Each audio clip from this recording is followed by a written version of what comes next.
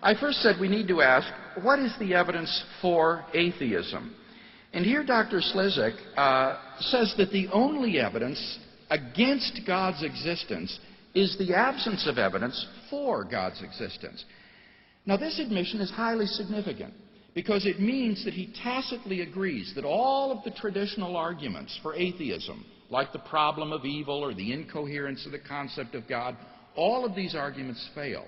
The only argument for atheism is the absence of evidence for God. But the problem here is that the absence of evidence is not necessarily evidence of absence. To give an example, most cosmologists believe that the universe went through an era of inflationary expansion soon after the Big Bang. As yet, we have no positive evidence, however, for this era.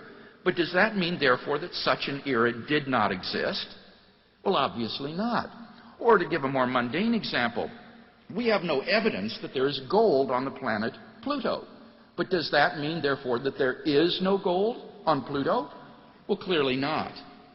So when, then, does the absence of evidence count as evidence that something does not exist? Well, theorists of knowledge agree that the lack of evidence for some entity X counts as positive evidence against X's existence only in the case that if X did exist, then we should expect to see more evidence of X's existence than what we do see.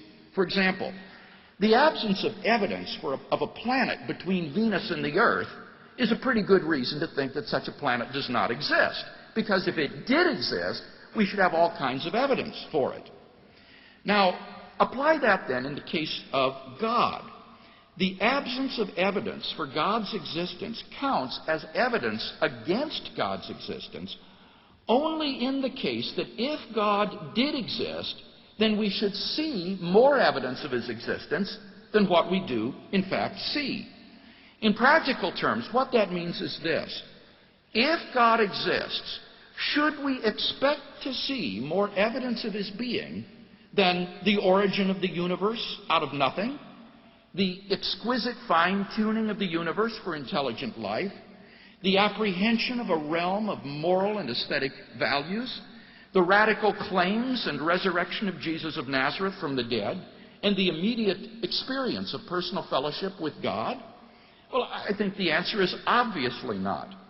So to carry his argument, Dr. Slezak has to prove that it is highly probable that if God exists, we should have more evidence of his existence than what we do in fact have. And that, I think, is sheer speculation.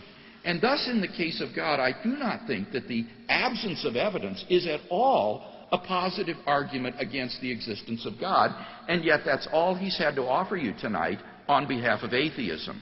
So I don't think we've seen any good reason to think that atheism is true.